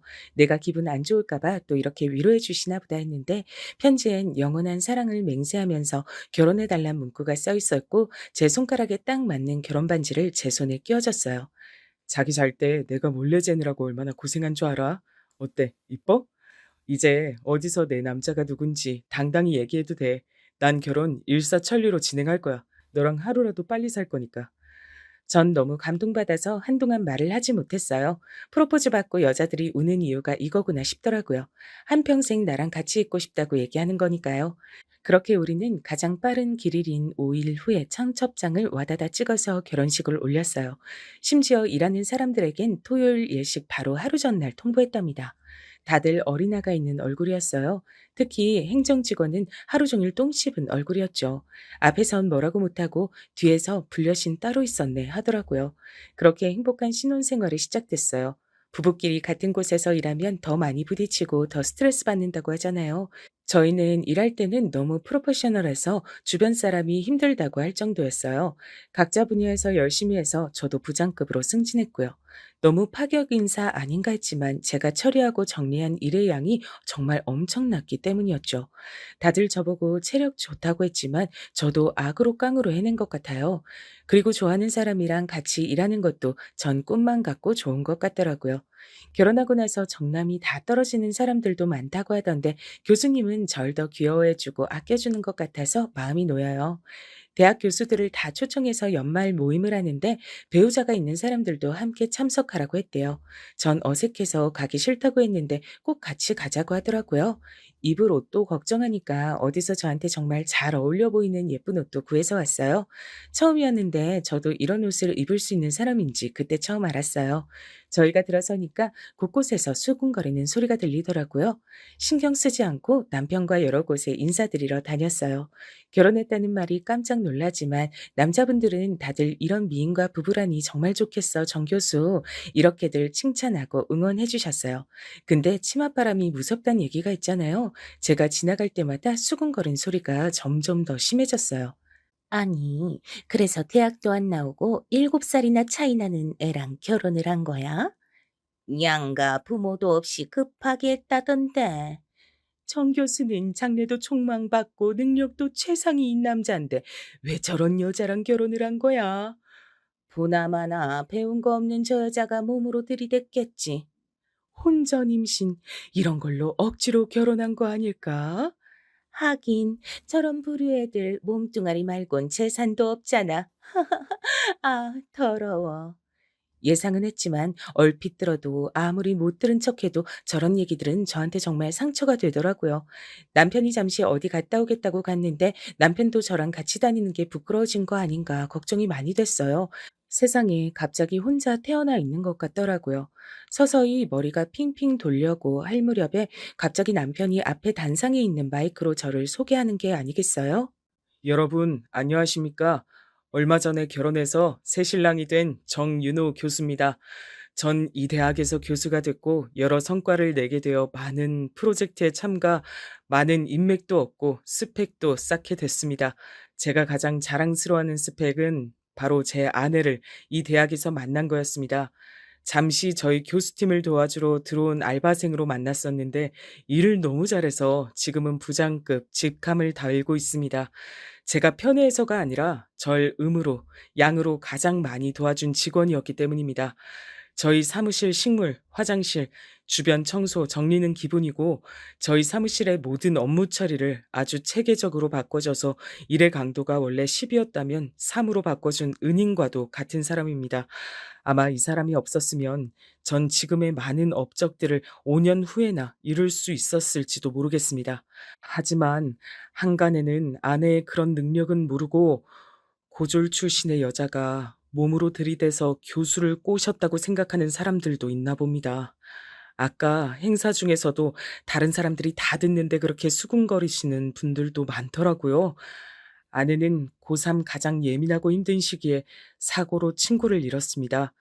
그 충격으로 대학 진학을 하지 않고 혼자 외롭고 힘들게 지금까지 버텨왔습니다. 하지만 꾸준히 노력하고 극복해서 대학교도 이제 마쳤답니다. 이름난 좋은 대학은 아니더라도 자기가 자기 손으로 등록금 벌여서 열심히 졸업장 따냈습니다. 여기서 부모님께 손 안 벌리고 자기 힘으로만 대학 다닌 사람 얼마 없을 겁니다. 어디서든 남 뒷말하는 법이 없고 자기가 열심히 한 일 자랑하거나 티내지 않고 다른 사람들 위해서 헌신하고 노력하기만 하는 사람이었습니다. 그래서 제가 먼저 반해서 한참을 바라만 보다가 드디어 사랑의 결실을 이뤘습니다. 자신이 제 허물이 될까 봐 늘 걱정하는 아내를 위해서 평소 무뚝뚝한 제가 이 자리에 섰습니다. 당신은 내 허물이 아니라 내 자랑거리야, 여보. 다들 어렵게 이룬 저희 사랑을 축복해 주셨으면 좋겠습니다. 이 학교에서 일하면서 가장 감사한 게 제 아내를 만난 겁니다. 좋은 인연을 이룰 수 있게 이런 훌륭한 학교를 세워주신 설립자와 각 자리에서 열심히 일하시는 운영팀들께도 너무 감사하고 여기 있는 여러분들도 정말 좋은 사람과 함께 소중한 시간을 보내는 추억들을 많이 쌓으셨으면 좋겠습니다. 저희 많이 응원해 주시고 따뜻한 눈길로 봐주셨으면 좋겠습니다. 저는 어떻게 이런 멋지고 좋은 남자를 만난 걸까요? 꼭 영화나 드라마에서 보던 남자를 제가 만난 것 같아요. 절 보고 수군거리던 여자들도 입이 쑥 들어갔어요. 절 어떻게 보던 이제 아무 상관없더라고요. 이렇게 절 아끼고 사랑해준 사람이 있으니까요. 발표를 하고 내려오는 남편을 향해 엄지척을 해줬어요. 내려와서 저한테 나직이 얘기하더라고요. 아, 부끄러워 죽는 줄. 어떻게 이런 남편을 사랑하지 않을 수 있을까요? 늘 건강하시고 예쁜 사랑하시길 빕니다. 저도 꼭 행복할게요.